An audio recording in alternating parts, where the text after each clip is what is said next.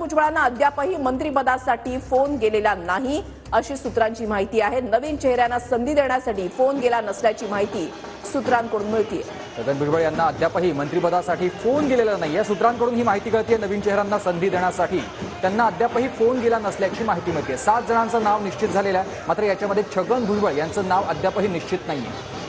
नवीन चेहऱ्यांना संधी देण्यासाठी फोन गेला नसल्याची माहिती ही सूत्रांकडून मिळते। छगन भुजबळ हे राष्ट्रवादीचे ज्येष्ठ नेते, आतापर्यंत त्यांनी अनेक पदं भूषवलेली आहेत। या निवडणुकीमध्ये सुद्धा ते विजयी झाले चांगल्या मताधिक्याने, मात्र अजूनही त्यांना मंत्रिपदासाठी फोन गेलेला नाही अशी सूत्रांची माहिती आहे। दादा गटाच्या 7 आमदारांना आतापर्यंत फोन गेलाय।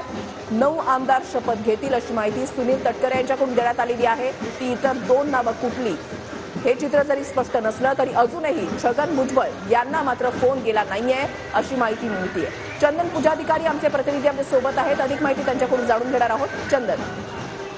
ऋषाली, खरं तर छगन भुजबळ राष्ट्रवादीचे ज्येष्ठ नेते आहेत, मात्र अद्यापही मंत्रिपदासाठी त्यांना कुठलाही फोन आलेला नाहीये।